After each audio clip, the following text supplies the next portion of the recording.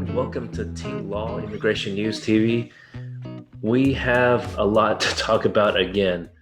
This is our weekly briefing to share with y'all on Monday evening, August 17th, 2020. The first topics include the public charge rule. What's going on with that? The Second Circuit limited its ruling to certain states. Number two, the furlough of USCIS workers. Is that happening or not? We're going to talk about that very soon. Number three, is USCIS accepting new DACA applications for initial new applicants? And number four, what's going on with these detention centers? Are they going to actually test for COVID-19 or not? We'll see you in a few seconds where we'll answer all those questions. Now, as to the first point, on August 12th, 5 days ago, the Second Circuit limited its decision that the public charge rule still applies to all 50 states and the District of Columbia, except the states that are involving the Second Circuit, and that's Vermont, Connecticut, and New York State.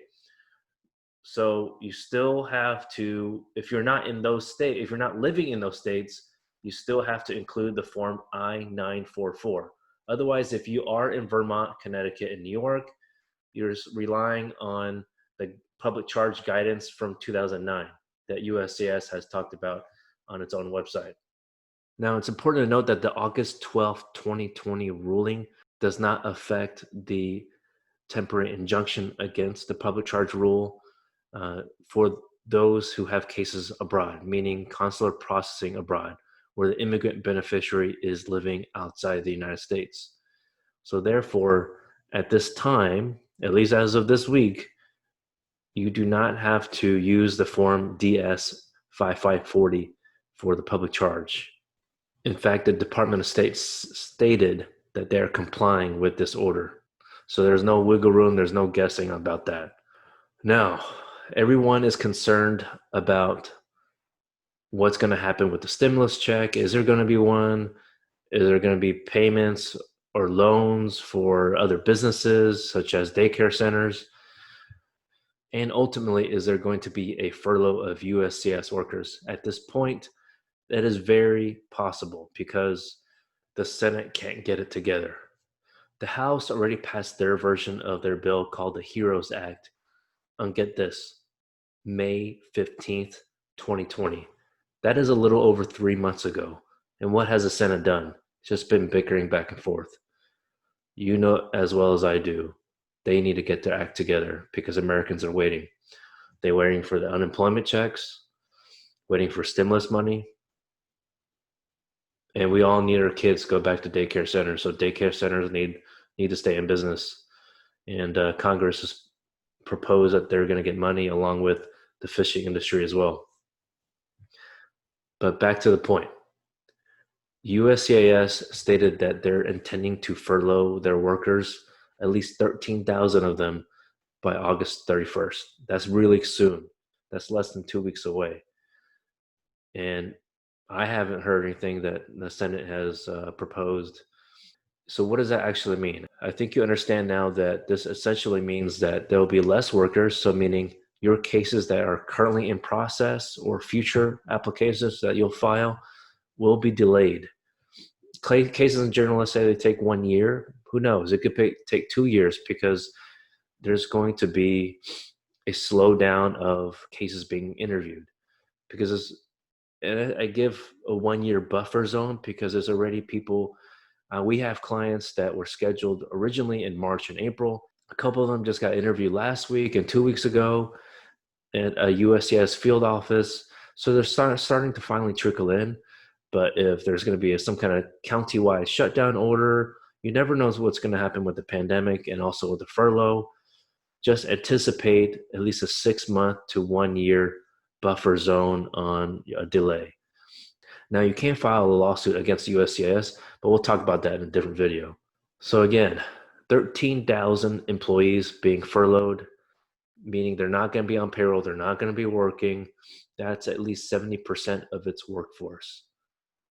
Yes, although USCIS does rely on your money, actually, your fees that you provide to them, it's still asking for $1.2 billion from Congress, and they're not budging. There's no movement right now. Now on to news number 3 for this week.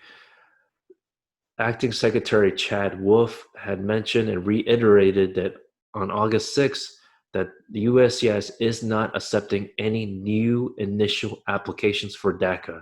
They are stating that the Supreme Court decision last month does not actually require USCIS to accept new initial applications. I think that's mind-boggling because I think, and among other immigration lawyers, believe that it does require them. But if we discover anything new, we will let you know. You might wonder why some people have not applied yet, but there's, everyone has different life circumstances. They may not have been old enough at the time a couple years ago to apply. So there are still quite a few people who have not applied that are otherwise eligible to apply. We've had several call our office, so we'll keep everyone updated as well. Now on to news number 4 for this week. A federal judge in California ordered a detention center to provide COVID-19 testing every week at a Mesa Verde detention center. In the judge's decision, he stated that there's a deliberate indifference to the rise of an outbreak. That is very ridiculous. The detention center is not willing to test any inmates because they don't have any space to isolate and quarantine people.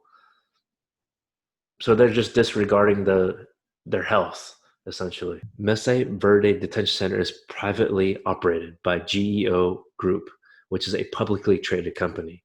Now, if you are familiar with the stock market and how public corporations work, they make profit for shareholders. I get it. I have stocks. But to have detention centers run by public corporations, you got to keep a closer eye on them because they're going to cut costs anywhere they can go. They're not going to create more space for isolation for quarantine purposes, and they surely haven't. As of August 6th, when the judge made the order to do weekly testing, there were only 9 detainees that tested positive. But then again, they didn't test every single detainee. Now, as of this past Saturday, 2 days ago, there were 54 detainees tested positive out of 104 detainees. And at least 14 workers at that facility tested positive on August 6th. So you can imagine how many more could have tested positive. Now, if any company cares about its own people, they would allow them to get tested. But apparently they need to get a judge involved. And now in a couple of days on August 21st, both parties are going to have an additional hearing about the next steps. And so we'll see what happens because all the order said was that they get testing every week. It didn't say what other steps have to be done. Of course, you would hope a company takes some leadership and proactively figure out what they should do for the best interest of its own workers, at least, and the inmates who are in the same facility. Friends, this is all we have for today. This was a lot of news, but I can imagine, I'm sure there could be more later this week, and we'll update y'all. If you like the content today, please hit subscribe, hit the like button. We'd like to know if you have any comments or questions. Please write that down below, and we'll see you soon.